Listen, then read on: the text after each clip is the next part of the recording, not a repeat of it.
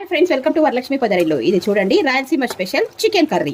ఈ chicken curry జొన్న రొట్టెకి, అలాగే పలావ్లోకి, కలర్ రైస్ లేకి, వైట్ రైస్ లేకి, చపాతీ పూరికి అద్భుతంగా ఉండే చికెన్ ఏ విధంగా చేసుకోవాలో ఇప్పుడు మనం చూసేద్దామా. వాటికి కావాల్సిన పదార్థాలు రండి చూసేద్దాం.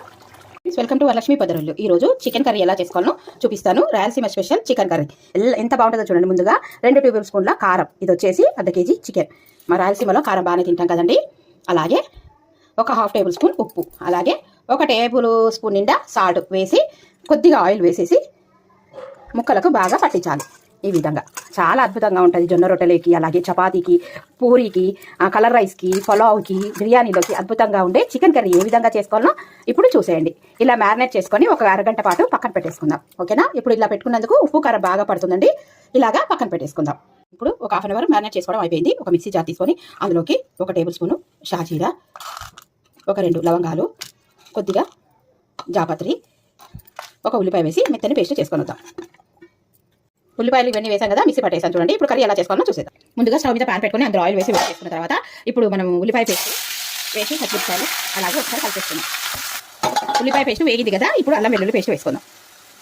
కొద్దిగా అల్లం వెల్లుల్లి పేస్ట్ ఇది వేగిన తర్వాత బాగా కలిపేసుకుందాం. పచ్చివాసన వేగిన తర్వాత ఇప్పుడు మ్యారినేట్ చేసి పెట్టుకున్న చికెన్ వేసేసుకుందాం. చికెన్ వేసి బాగా కలిపేసుకుందాం. ఇలాగా ముక్కలన్నీ బాగా ఉడికి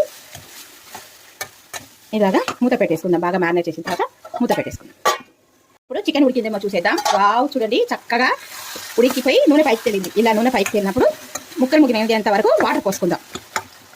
కొద్దిగా ఇప్పుడు ఈ గిన్నెలో కడిగేసి ఈ వాటర్ పోసేసుకుని చికెన్ ఉడకనిద్దాం. ఇప్పుడు మసాలా ప్రిపేర్ చేసుకుందాం. మూత పెట్టి ఉడికినిచ్చాక చికెన్ ఉడికేలోపు చికెన్లకి మసాలా ప్రిపేర్ చేసుకుందాం. ఒక మిక్సీ జార్ తీసుకొని కొద్దిగా కొత్తిమీర, తర్వాత వెల్లుల్లి, అలాగే ఒక 2 టేబుల్ స్పూన్ల ధనియాల పొడి, ఒక 2 టేబుల్ స్పూన్ల కొబ్బరి పొడి, ఇవన్నీ వేసి మిక్సీ వేసుకొని వద్దాం.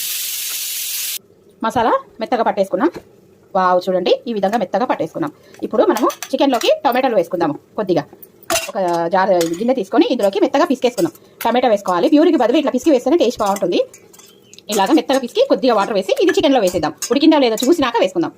ఇప్పుడు చికెన్ ఉడికిందేమో చూద్దాం. దగ్గర పడింది కదా, ఇప్పుడు టమాటాలు వేసేద్దాం. ఈ టమాటాలు వేసి మొత్తం మగ్గించుకున్నాక మసాలా వేసి దించేసుకుంటే Rayalaseema special chicken curry ready. Okay, ఈ టమాటాలన్నీ ఉడకనిద్దాం.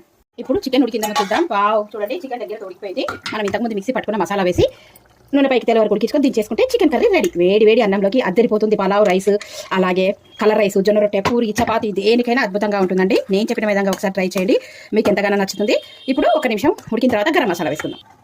ఇప్పుడు చిటికడు గరం మసాలా వేసుకొని వావ్, చూడండి చికెన్ ఎంత అద్భుతంగా ఉంది. కలర్ఫుల్గా గ్రేవీ చికెన్. ఇది అన్నంలోకి సూపర్గా ఉంటుందండి.